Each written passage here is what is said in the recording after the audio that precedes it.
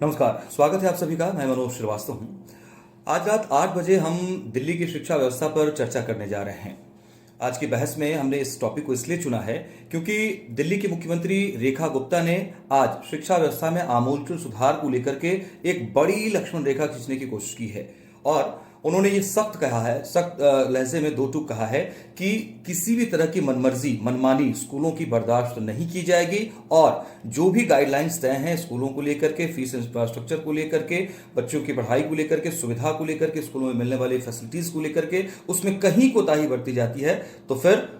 ऐसे स्कूल अंजाम भुगतने के लिए तैयार रहें। कुछ शिकायतें मिली स्कूलों को लेकर के तो बिल्कुल ग्राउंड पर उतरकर फौरन उन्होंने फोन करके तमाम संबंधित अधिकारियों को निर्देश दिया है कि जिन भी स्कूलों से शिकायतें अभिभावकों की आ रही हैं उनकी जांच की जाए, उनके फीस स्ट्रक्चर को देखा जाए, बल्कि ऑडिट किया जाए। यहां तक भी आदेश में उन्होंने कहा है कि जरूरत के हिसाब से ऑडिट करें, सो कॉज नोटिस जारी करें और उनके खिलाफ सख्त कार्रवाई भी करें अगर उन्होंने किसी तरह का उल्लंघन किया है या अभिभावकों की शिकायत सही पाई जाती है तो। वहीं दूसरी तरफ आम आदमी पार्टी, जो कि मुख्य विपक्षी पार्टी है दिल्ली में,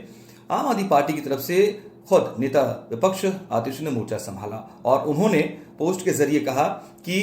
प्राइवेट स्कूलों की बीजेपी के साथ सांठगांठ है, अगर नहीं है तो फिर चुनौती दी उन्होंने कि सीएम रेखा गुप्ता जितने भी स्कूलों ने फीस बढ़ाए हैं उनको फौरन वापस लेने का, उस पर रोक लगाने का ऑर्डर जारी करके दिखाएं। वहीं आम आदमी पार्टी के अन्य नेताओं ने भी बीजेपी पर शिक्षा व्यवस्था को लेकर के आरोप जड़ा है और ये कहा गया है कि केवल फोन कर देने से या सख्ती दिखाने से केवल बात नहीं बनेगी, आपको असल में इसका असर दिखाना होगा, जमीन पर यह असर दिखना चाहिए और अभिभावकों की जुबान पर यह बात आनी चाहिए कि नहीं बदलाव हो रहे हैं, फीस बढ़ोतरी जो की जा रही है उस पर रोक लगी है, बच्चों का शोषण नहीं हो रहा है स्कूलों में। अब सवाल यह है कि दो पहलू सरकार के तरफ से और एक विपक्ष की तरफ से जो आ रहे हैं, इस पर कितना असर अभिभावकों को होता नजर आ रहा है, या सच में आपको भी लगता है कि स्कूलों को लेकर के जो व्यवस्थाएं पहले थी उसमें बेहतरी लाने का प्रयास नई रेखा सरकार कर रही है, इस पर भरोसा जनता का है या पहले की स्थिति बेहतर थी? आपकी क्या राय है, आप भी हमें बताइए और रात 8 बजे हमारे साथ जी रेलियंस 4 हरियाणा पर जुड़िए और आज की बहस में इस मसले पर चर्चा देखिए और अपनी कुछ राय है, आपके कुछ सवाल हैं तो वो भी हमारे साथ कमेंट करके शेयर कीजिए।